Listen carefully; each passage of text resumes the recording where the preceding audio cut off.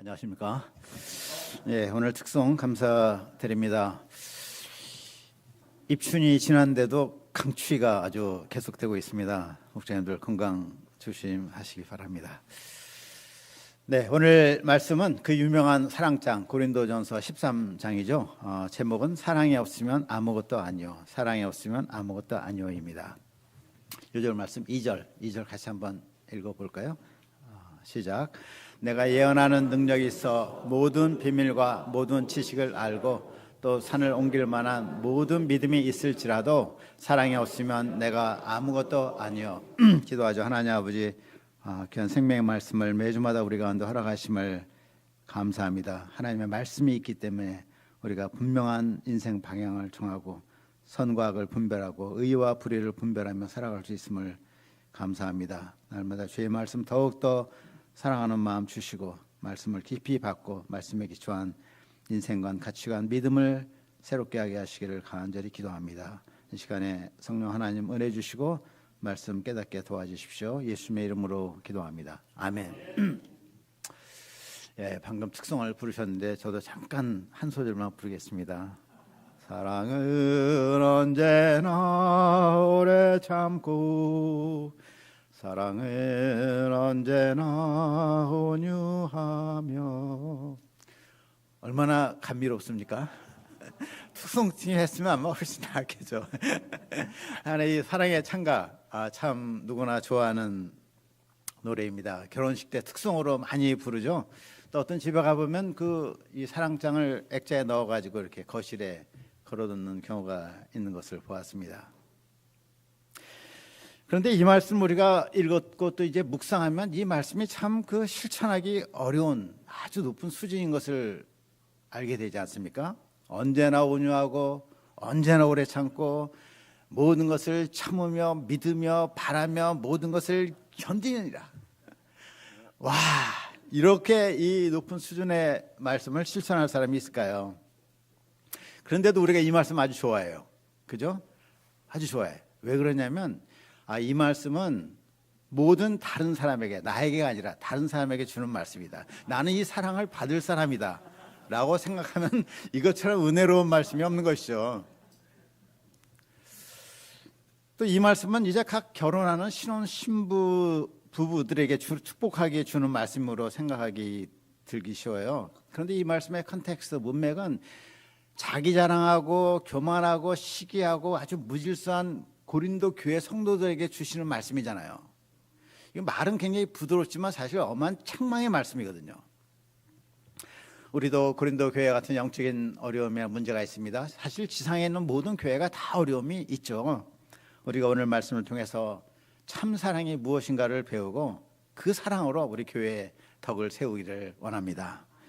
사랑이 가장 중요한 덕목임을 영접할 수 있기를 기도합니다. 자, 1절을 보겠습니다. 같이 한번 1절 읽겠습니다. 시작. 내가 사람의 방언과 천사의 말을 할지라도 사랑이 없으면 소리나는 구리와 울리는 꽹과리가 되고. 지난 시간에 언급을 했듯이 고린도 전서에서 은사를 다루는 장이 두 챕터 12장과 14장입니다 12장에서는 은사의 뭐에 대해서 말했죠? 다양성과 통일성. 다양성이라는 것은 은사가 여러 가지로 다양히 주어진다는 것이죠. 그렇지만 이 모든 은사는 한 분이 주신 것으로 한 목적으로 주신 것이다. 그 목적은 뭐죠? 교회의 유익을 위함이다. 이 말씀은 이제 12장에서 배웠잖아요. 14장 은사는 이제 방언과 예언의 은사를 말하는데 12장과 14장이 바로 연결되는 것이 자연스럽습니다. 그런데 바울은 일부러 이 오늘 본문 13장을 12장과 14장 사이에 끼워 넣고 있는 거예요. 그래서 이 사랑의 기초에서 방언과 예언의 은사를 행하도록 권하는 것이죠. 사실 고린도 교회의 뜨거운 감자와 같은 문제가 방언 문제였습니다. 우리가 14장을 배우면 알겠듯이 방언 문제로 아주 소란스럽고 이런 공식 주일 예배 중에 막 어떤 사람 방언을 막 하고 손들어서 뭐 질문하고 얘기 계속하고 옆 사람하고 물어보고 막 이런 분위기였거든요. 그래서 이것을 잘 돕는 의미에서 사랑장을 먼저 알려주고 있습니다. 내가 사람의 방언과 천사의 말을 할지라도. 사람의 방언이 무엇입니까? NIV에는 tongues of men, 사람들의 그 방언들, 여러 언어들이라고 하지만 이 의미는 소위 말을 잘하는 유창한 말이라는 뜻입니다. 당시 로마 제국에서는 말을 잘하는 사람이 인기였어요. 특히 기원전 4세기 그리스에 유명한 웅변가가 있었죠. 데모스테네스. 이 사람은 정말 말을 너무나 잘해가지고 세치의 혀로 세상을 움직인 사람이다라는 평을 지금도 받고 있습니다. 로마에서는 키케로라는 분이 아주 웅변을 잘하는 사람이었습니다. 그런데 데모스테네스나 키케로 같이 말을 잘한다 하더라도 이렇게 지금 말씀하고 있잖아요. 또 천사의 말이 무엇일까요? 천사는 뭐 아주 신령한 존재 아닙니까? 일체 죄나 악이 없는 그러한 존재로서 천사의 말이라는 것은 저속하거나 천박하거나 뭐 상스러운 말이 전혀 없는 그야말로 천상의 언어, 천상의 언어로 말한 이것을 천사의 말이라고 할 수 있죠. 이렇게 말을 잘하면 얼마나 좋을까 하는 생각이 들죠. 그런데 바울이 뭐라 그래요? 내가 사람의 방언과 천사의 말을 할지라도 사랑이 없으면 소리나는 구리와 울리는 꽹과리가 되고, 꽹과리 같다도 아니에요. 꽹과리가 된다는 거예요. 여기서 구리는 영어로 GONG인데 징을 말하죠. 징. 네, 그림에 이제 징 나오는데 예전에 우리나라에서 이제 굿을 많이 했습니다. 굿. 무당이 굿을 막 할 때 이 징을 막 두들기잖아요. 또한 농악대를 보면 꽹과리를 막 칩니다. 징이나 꽹과리 소리는 처음에는 뭐 오케이 뭐 그럴만해요. 근데 계속 듣다 보면 시끄러. 그리고 아주 지루하잖아. 왜 지루하죠? 높낮이가 없어. 음의 높낮이가 없이 계속 그 소리 나니까 지루한 소음같이 됩니다. 이와 같이 아무리 말을 청산유수같이 잘해도 사랑이 없으면 어떻다는 것이죠. 그런 소음과 같다. 그 말 잘하는 것이 도리어 해가 된다 이런 말. 2절을 보겠습니다. 내가 예언하는 능력이 있어 모든 비밀과 모든 지식을 알고 또 산을 옮길 만한 모든 믿음이 있을지라도 사랑이 없으면 내가 아무것도 아니요. 여기서 바울이 말하는 예언하는 능력이 뭐겠습니까? 모든 비밀과 모든 지식을 아는 능력이죠. 모든 지식을 안다. 이거 정말 대단한 거 아닙니까? 요즘에 우리가 지식을 얻기 위해서 얼마나 공부하고 읽고 배웁니까? 그런데 모든 지식, 눈에 보이는 세계의 지식뿐만 아니라 눈에 보이지 않는 영적인 세계의 지식까지 다 한다는 것이죠. 이런 능력이 있으면 얼마나 좋을까 하는 생각이 듭니다. 바울은 또한 믿음에 대해서 말해요. 뭐라고 말합니까? 또 산을 옮길 만한 모든 믿음이 내게 있을지라도. 믿음이 우리 신앙생활에 얼마나 중요합니까? 믿음이 없이는 하나님을 기쁘시게 못한다고 이렇게 돼 있잖아요. 예수님은 한때 말씀하셨습니다. 우리가 겨자씨만한 믿음이 있어도 산을 옮긴다고 하셨습니다. 히브리서 11장 33절을 보면 믿음의 선진들에 대해서 이렇게 말합니다. 그들은 믿음으로 나라들을 이기기도 하며 의를 행하기도 하며 약속을 받기도 하며 사자들의 입을 막기도 하며. 이런 믿음의 사람들은 그 시대의 영웅들이었습니다. 그런데 바울은 자기가 그런 믿음이 있을지라도 뭐라고 합니까? 사랑이 없으면 내가 아무것도 아니요. 영어 성경에는 I am nothing 이렇게 돼 있어요. I am nobody 이 정도만 하면 그래도 사람이잖아요. nothing이라는 것은 사람이 아니라는 것. 사랑이 없으면 자기는 사도도 아니요 신자도 아니요 사람도 아니요 돌멩이나 나무토가 같은 물건이라는 거예요. 그런데 이렇게까지 말하는 거 보면 바울이 너무 극단적으로 말하는 것 아닌가 하는 생각이 들어요. Anyway, 그런 것이 아무것도 아니라면 적어도 가난한 사람들을 위해서 희생적으로 구제하고 자기 목숨을 바쳐 섬긴다면 그것은 아무것도 아닌 것은 아니겠지. 아무 것이겠지. 의미가 있는 것이겠지 하는 생각이 듭니다. 그런데 3절을 보세요. 3절이 뭐라고 되어 있습니까? 우리 같이 한번 읽겠습니다. 시작. 내가 내게 있는 모든 것으로 구제하고 또 내 몸을 불사르게 내어줄지라도 사랑이 없으면 내게 아무 유익이 없느니라. 조선시대 후기에 그 김만덕이라는 그 여자분이 계셨습니다. 은여 김만덕이라고 제주에서 부르는데 자수성가한 아주 부유한 상인이었습니다. 1795년도에 제주도에 큰 기근이 닥쳤는데 그때 많은 사람들이 굶주리고 심지어 죽는 사람들도 있었습니다.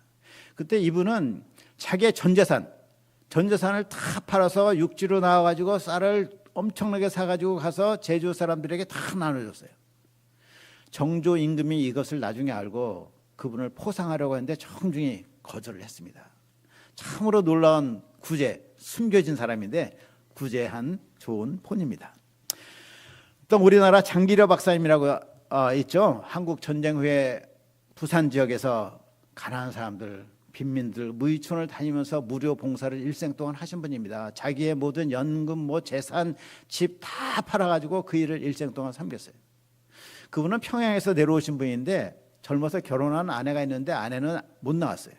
그러니까 여기 있으면서 생사를 알 수가 없으니까 그냥 혼자 살았어요. 혼자 살다가 가셨습니다. 이런 김만덕, 장기러 이런 분들 삶 보면 정말 감동적이에요. 이분들은 사랑으로 이런 구제를 하였습니다. 그런데 만일 이 사랑의 동기로 한 것이 아니라면 설사 자기 몸을 불사르게 내어줄지라도 아무 유익이 없다, 이렇게 바울은 말하고 있어요. 그런데 한편 이런 생각이 들어요. 사랑이 없으면 그렇게 구제할 수 있을까? 사랑이 없이 자기 몸을 불사르게 내어줄 수가 있을까? 하는 생각이 들어요. 그런 경우가 있죠. 예를 들어서 자기 이름을 위해서, 자기 명예나 무슨 상을 받기 위해서 그런 일을 할 수가 있죠. 또는 어떤 종교적인 신념, 불교의 스님들도 그런 일이 가끔 있는데 종교적 신념이나 이념 때문에 분신하기도 합니다. 나름대로 의미가 있고 가치가 있습니다. 그러나 하나님이 보시기에는 그에게 아무 유익이 없다, 이렇게 말씀하십니다. 이 상을 볼 때 무엇을 하느냐가 중요한 것이 아니라 뭐가 중요해요? 왜 하느냐, 어떤 동기와 목적을 가지고 하느냐, 이것이 중요하다는 거죠. 우리는 학생들에게 성경을 가르치고 목양을 합니다. 하나님의 역사를 섬깁니다. 물론 우리가 열심히 해야 됩니다. 그러나 먼저 왜 하느냐가 중요한 거예요. 예수님도 베드로에게 사명을 주시기 전에 먼저 네가 나를 사랑하느냐 3번이나 물으시고 그 사랑의 이초를 견고히 하신 후에 사랑의 근거에서 양을 치도록 도우신 것 아닙니까? 자, 본문의 문맥에서 보면 고린도 성도들이 방언을 아무리 잘해도 사랑의 동기가 아니라면 아무 소용이 없다는 거예요. 잠시의 자아 도취가 있을지 모르지만 그에게 아무 유익이 없습니다. 미국의 빌 클린턴 대통령이 선거 때 사용했던 문구가 있죠. 여기 이아브라함 목사님이 가르쳐주신 것인데, 바보야, 문제는 경제야. 오늘 말씀에 넣어보면 바보야, 문제는 사랑이야. 우리가 능력 있는 목자가 물론 되어야 되겠습니다. 그러나 그 이전에 먼저 사랑의 목자가 되어야 되겠습니다. 저는 예전에 이 말씀 몇 번 공부했을 때 그냥 아름다운 구절 정도로 많이 받았던 것 같아요. 근데 이 말씀은 성경 말씀이잖아요. 성경 말씀은 성경 어디에 있어도, 시나 노래나 서사나 어디에 있어도 하나님의 말씀은 불변의 진리입니다. 십계명 말씀이나 세계 성경 말씀 명령이나 똑같은 명령, 중한 명령. 이번에 말씀을 준비하면서 사랑이 없으면 아무것도 아니요, 사랑이 없으면 아무 유익이 없다는 말씀이 새롭게 다가왔습니다. 정말 그렇구나. 사랑의 동기로, 사랑 때문에 하지 않으면 아무 소용이 없구나. 그저 습관적으로 또는 나의 이름 때문에 한다면 수고를 많이 하고도 하나님께 인정받지 못하잖아요. 그처럼 안타까운 일이 어디 있겠습니까? 제가 무엇을 하든지 사랑하기 때문에 행하기를 기도하게 되었습니다. 자, 그럼 사랑이란 무엇입니까? 우선 본문에서 언급된 사랑은 단순한 감정적인 또 인간적인 사랑이 아니죠. 하나님의 사랑을 말합니다. 원어로 헬라어로 아가페라고 되어 있습니다. 헬라어에는 4가지 사랑이 있습니다. 첫째는 우리가 잘 아다시피 에로스, 남녀 간의 사랑, 필리오, 친구 간의 사랑, 스토르게가 있어요. 스토르게가 가족 간의 사랑, 아가페가 하나님의 자기 희생적 사랑입니다. 자, 아가페가 하나님의 사랑이라고 해서 사람들 간의 사랑이 아니다는 것은 또 아닙니다. 하나님에게서 시작되었지만 사람들을 통해서 나타나는, 사람들을 통해서 행해지는 하나님의 사랑, 이것이 아가페 사랑입니다. 그러면 이 하나님의 사랑의 속성이 어떠합니까? 4절을 보겠습니다. 4절 형제님들 한번 읽어주시겠습니다. 4절 시작. 우리 잡고 오냐하며 시기하지 아니하며 사랑은 자랑하지 아니하며 교만하지 아니하며. 아까도 말씀드렸듯이 사랑에 대해서 이렇게 명확하게 정의를 해주고 진리의 말씀으로 우리에게 알려주시는 것 자체가 얼마나 감사한지 몰라요. 그렇지 않으면 서점에 한번 가보세요. 사랑에 대한 책이 뭐 수백 권입니다. 이 사람 말 저 사람 말 다 다르고 읽을수록 우리를 혼란케 하는 그런 책들이잖아요. 그런데 이렇게 짧고도 분명하고 명확하게 사랑에 대해서 이렇게 말씀을 해주시니까 우리의 인생에 정말 의미 있고 진리에 따라 사는 은혜를 누리지 않습니까? 자, 첫째로 사랑은 오래 참습니다. 우리는 사랑의 속성하면 첫째로 뭐 사랑은 뭐 희생하고 섬기고 구제하고 이런 것이 사랑의 첫째 속성이 아닐까 생각하는데 성경 말하기를 첫째 사랑의 속성은 참는 것, 오래 참는 것입니다. 특히 섬기기 어려운 사람을 오래 참는 것입니다. 이런 점에서 사랑은 힘든 사람을 포기하지 않는 것이고 끝까지 감당하며 그 사람을 세우는 능력이라고 할 수 있습니다. 둘째, 사랑은 온유합니다. 온유는 상대방을 따뜻하고 부드럽게 대하는 것입니다. 기분 좋을 때뿐만 아니라 언제든지 상대방을 따뜻하고 부드럽게 대하는 것. 로마 시대 이 온유함은 숭상받는 덕목은 아니었습니다. 로마는 힘을 숭배했어요. 힘을 숭배했고 온유라는 것은 연약함의 일종으로 멸시받았습니다. 그러나 온유는 자기 내면의 교만과 혈기를 제어하는 힘입니다. 분노할 수밖에 없는 상황에서 노를 억누를 줄 아는 실력입니다. 모세는 그 온유함이 지면의 모든 사람보다 더하였습니다. 물론 그때 처음부터 온유한 사람은 아니었죠. 우리가 아다시피 그런 혈기가 나서 애굽 사람을 쳐서 죽인 그런 사람이었어요. 이런 그가 거역하는 이스라엘 백성들을 40년간 감당하면서 아주 온유한 사람으로 빚어졌습니다. 셋째로 사랑은 시기하지 않습니다. 시기가 무엇입니까? 시기, 남이 잘 되는 것을 싫어하는 마음, 그 남이 잘 되는 것을 내가 갖고 싶은 마음. 사랑은 그런 마음을 내려놓는 것입니다. 상대방의 잘 되는 것을 기뻐하고 축복하는 것, 이것이 사랑입니다. 넷째로 사랑은 자랑하지 않습니다. 시기의 다른 면이 자랑이에요. 아담의 타락 이후에 사람은 누구나 하나님까지 되려는 욕망이 생겼습니다. 자기 영광을 구하는 마음이 있어요. 그러나 사랑은 자기를 자랑하지 않습니다. 다섯째, 사랑은 교만하지 않습니다. 교만이 무엇입니까? 마음속에 그래도 내가 더 낫다 라는 생각을 갖는 거예요. 죄의 뿌리는 교만입니다. 우리는 일생 동안 교만과 싸워야겠습니다. 반면에 겸손은 모든 신자가 열렬히 구할 귀한 덕목입니다.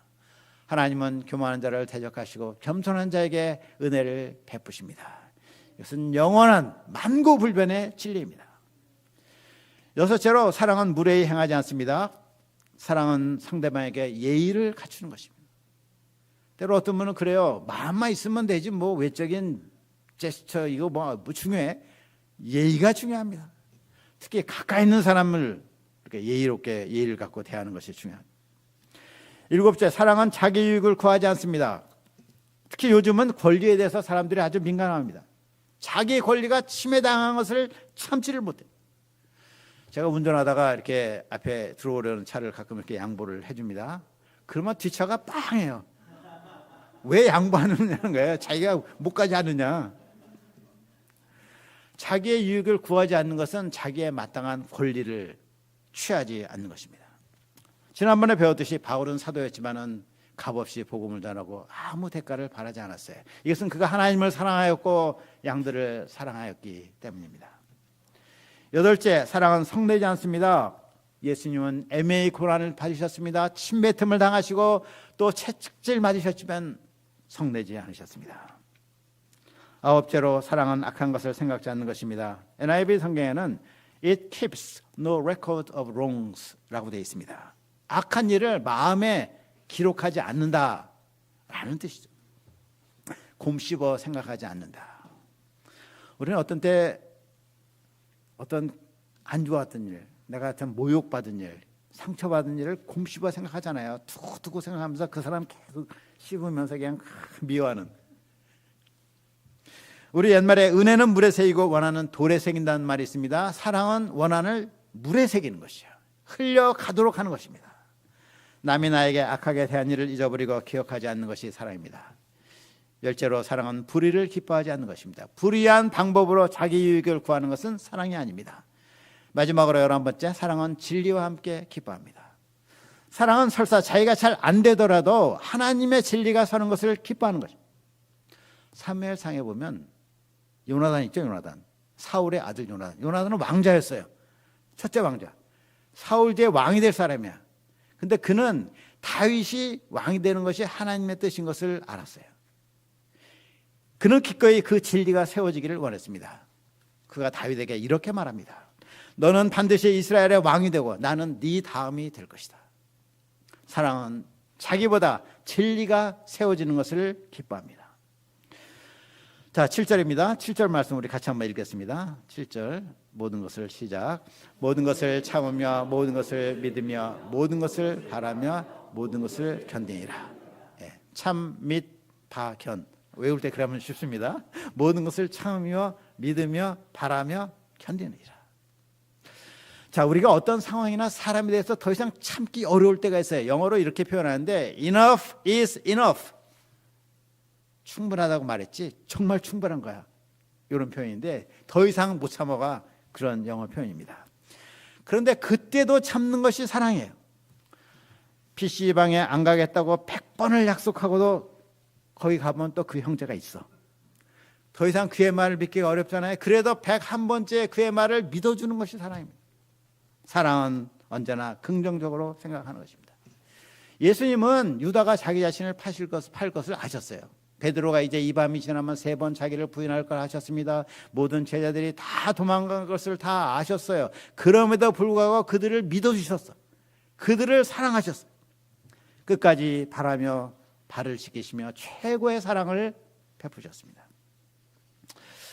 제가 아는 한 외국 형제가 있는데 결혼해서 어린아이가 둘이 있습니다. 그의 아내는 불신자인데 몇 달 전에 그녀는 그 남편에게 말했습니다. 나는 더 이상 당신에게 사랑을 느끼지 못해요. 나는 내가 다니는 짐의 PT와 사랑에 빠졌어요. 서양에서는 fall in love, 사랑에 빠졌다는 것이 결혼과 이혼의 충분한 사유가 돼요. 다른 거 그렇게 안 중요해요. 사랑이 중요해요. 그런데 이러한 감정적인 사랑은 얼마나 일시적입니까? 여하튼 그 형제는 아내에게 이렇게 말했습니다. 나는 하나님이 이 가정을 이루셨음을 믿어요. 당신이 현재 어떤 상황에 있든지 나는 당신을 사랑합니다. 변함없이 당신을 사랑할 것입니다. 그 형제의 포기치 않는 사랑으로 인해서 그녀도 나중에 감동을 받고 변화가 되었습니다. 지금은 좋은 관계성이 되었습니다. 사랑은 단순히 느끼는 감정이 아닙니다. 선택이요, 결단인 것입니다. 자, 이상을 볼 때 사랑이 어떠합니까? 사랑은 커피 한 잔 마시면서 감미로운 음악을 들으면서 듣는 시와 같은 것입니까? 아니죠. 너무 수준이 높아서 부담이 됩니다. 누가 이런 사랑을 할 수가 있을까 하는 생각이 듭니다. 그런데 이런 사랑을 하신 분이 있죠. 누구죠? 예수님이 하셨어요. 본문에 나오는 사랑이라는 말 대신에 예수님을 넣어서 읽어보세요. 예수님은 오래 참고, 예수님은 온유하며, 예수님은 시기하지 아니하며, 자랑하지 아니하며, 교만하지 아니하며, 무례히 행치 아니하며, 완전히 말이 되잖아요. 근데 자기 이름을 넣어서 한번 읽어보세요. 나는 오래 참고, 나는 온유하며, 시기하지 아니하며, 자랑하지 아니하며. 정반대로 해야지 말이 될 거잖아요. 나는 오래 참지 않고, 온유하지 않고, 시기하며, 자랑하며, 교만하며. 그래서 이런 결론이 나와요. 무슨 결론이죠? 나는 내 힘으로는 도저히 이 말씀을 지킬 수 없다. 불가능하다.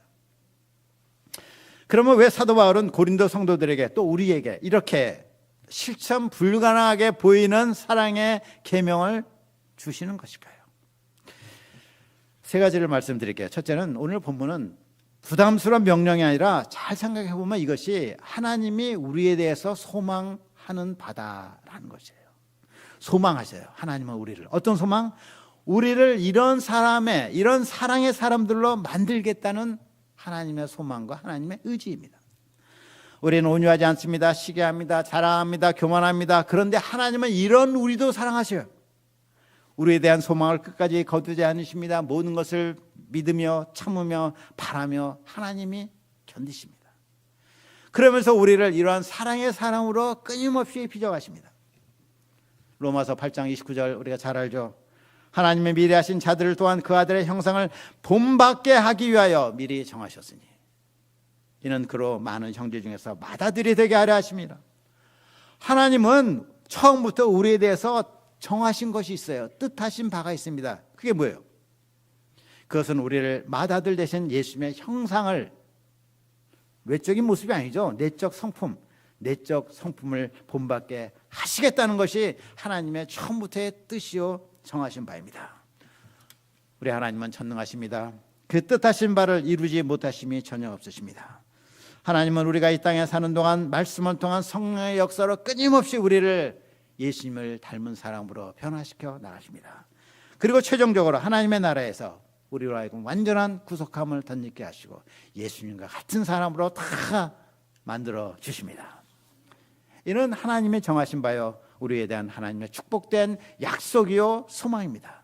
그러므로 이런 약속을 가진 우리는 자신에 대해서 낙심하지 말아야 됩니다. 우리는 자신에 대한 하나님의 소망을 믿어야 됩니다. 붙들어야 됩니다. 내게 소망이 있는 이유는 그 근거가 나에게 있지 않고 하나님에게 있습니다. 나에 대한 하나님의 소망을 믿고 예수님을 배우기에 힘쓰기를 기도합니다. 자, 둘째 포인트는 우리가 이런 사랑을 할 수 없지만 우리 안에 계신 그리스도께서 하실 수가 있어요. 신자들의 내면에는 누구에게나 그리스도가 살아계십니다. 고린도서 13장 5절입니다. 예수 그리스도께서 너희 안에 계신 줄 너희가 스스로 알지 못하느냐. 그러지 않으면 너희는 버림받은 자니라. 우리 안에 그리스도가 살아계십니다. 지금도 우리 신자들은 내가 아니요 내 안에 그리스도가 사시는 사람입니다. 바울은 갈라디아서 2장 20절에서 이렇게 말했습니다. 내가 그리스도와 함께 십자가에 못 박혔나니 그런즉 이제는 내가 사는 것이 아니요 오직 내 안에 그리스도께서 사시는 것이라. 우리는 자신을 십자가에 죽은 자로 알고 내 안에 그리스도가 사시도록 해야 됩니다. 그리스도가 사신다? 그리스도가 사시게 한다? 이게 도대체 무슨 의미죠? 어떻게 하는 것이죠? 이는 매 순간마다 주님께 기도하면서 주님을 의지해서 믿음으로 사는 것입니다. 어떤 믿음? 내가 기도한 대로 주님이 행하실 것이라는 것을 믿는 믿음이에요. 그럴 때 진짜로 그리스도께서 나의 삶을 통하여 그의 비범한 사랑을 나타내십니다. 셋째로 마지막으로 그리스도를 의지한다고 해서 그럼 나는 아무것도 안 하는 거 아니냐? 기도만 하느냐? 그거 아닙니다. 내가 노력하고 내가 투쟁을 해야 돼요. 물론 이런 노력과 투쟁은 사랑의 속성, 사랑 언제나 오래 참고 온유하고 이거 수첩에 다 적어가지고 매일매일 틱하면서 지켰나 안 지켰나 이런 율법적인 투쟁을 하라는 것이 아닙니다. 하나님의 말씀을 통해 구체적인 방향은 잡되 또 내가 애를 쓰고 투쟁하되, 여기서 중요한 점 말씀드릴게요. 주님이 주시는 힘과 능력을 덧입어하는 것입니다. 기독교 신앙은 이론이나 관념이 아니라 실제로 내 안에서 역사하시는 성령의 능력을 체험하고 붙드는 것입니다. 나의 속마음의 자세와 믿음이 중요합니다. 나를 의지하지 않고 주님을 믿고 행할 때 그리스도의 능력이 나의 삶을 통해 매일 나타납니다. 무엇보다 우리는 하나님이 먼저 나를 얼마나 사랑하셨는지를 기억을 해야 되겠습니다. 생각해 보십시오. 우리가 무시하는 사람, 우리가 판단하는 사람, 사실 우리는 더 악한 사람들이 아니었습니까? 이런 나를 포기하지 않으시고 끝까지 사랑하신 예수님 때문에 오늘의 내가 있는 것 아니겠습니까? 우리가 먼저 하나님을 사랑한 것이 아니고 하나님이 우리를 먼저 사랑하셨습니다. 우리는 죄인들을 위해서 아들을 내어주신 하나님의 사랑을 깨달을 때 아무런 할 말이 없습니다. 정말 신자 중에 두 부류의 사람으로 나눈다면 한 부류는 그저 열심히 신앙생활 하는 사람이고 다른 한 부류는 예수님의 십자가의 사랑을 정말 깨달은 사람. 예수님의 십자가의 사랑을 깨달으면 거기서 모든 것이 나옵니다. 능력, 힘, 겸손, 사랑, 온유 다 나와요. 그러니 이 은혜를 우리가 사모해야 되는 거예요. 날마다 더 사모하고 이 은혜를 체험하신 분들은 더욱더 예수님의 십자가의 은혜가 내 안에 깊이 맺히도록 사모를 해야 됩니다. 이러한 은혜를 구할 때 성령께서 나의 내면을 변화시키십니다. 우리를 점차 사랑의 사람으로 키워가십니다. 저는 무엇보다 이번 말씀을 준비하면서 제가 온유하지 못한 점을 새롭게 발견하게 되었습니다. 이를 인정하고 구체적인 삶에서 예수님의 온유함을 배우고자 결단하였습니다. 제 힘으로는 할 수 없습니다. 순간순간 하나님을 믿고 기도하는 가운데 온유한 사람으로 성장하기를 간절히 원합니다. 8절을 보겠습니다. 사랑은 언제까지나 떨어지지 아니하되 예언도 패하고 방언도 거치고 지식도 패하리라. 예언도 방언도 지식도 패합니다. 그러나 사랑은 언제까지나 떨어지지 않습니다. 떨어지지 않는다는 것이 무슨 말이죠? 나뭇가지에 계속 붙어 있어 가지고 시간이 지남에 따라 꽃을 피우고 열매를 맺는다는 것입니다. 9절 10절입니다. 우리는 부분적으로 알고 부분적으로 예언하나 온전한 것이 올 때는 부분적으로 하던 것이 패하리라. 고린도 성도들은 방언의 은사와 예언의 은사를 자랑했습니다. 그러나 모든 은사는 이 땅에서만 필요한 것입니다. 그러한 일시적인 은사를 갖고 자랑하는 것은 어린아이와 같은 행동입니다. 사랑의 사람이 장성한 사람입니다. 장성한 후에는 어린아이를 버립니다. 13절 마지막으로 같이 한번 읽겠습니다. 13절 시작. 그런즉 믿음, 소망, 사랑 이 세 가지는 항상 있을 것인데 그 중에 제일은 사랑이라. 우리에게 항상 있어야 될 세 가지 요소는 믿음과 소망과 사랑입니다. 그런데 장차 하나님의 나라가 임할 때 우리의 믿음과 소망은 실현됩니다. 이루어집니다. 그러나 영원한 나라에서도 사랑은 필요합니다. 하나님 자신이 사랑이시오. 하나님 나라에서의 삶의 방식이 사랑이기 때문입니다. 결론적으로 은사와 능력이 아무리 많아도 사랑이 없으면 nothing입니다. 사랑은 언제까지 떨어지지 않습니다. 사랑하는 사람은 하나님을 아는 사람입니다. 우리가 날마다 이 하나님의 사랑에서 성장하기를 간절히 기도합니다. 아멘. 기도하겠습니다. 하나님 아버지, 생명의 말씀 귀한 사랑정 허락하셔서 감사합니다.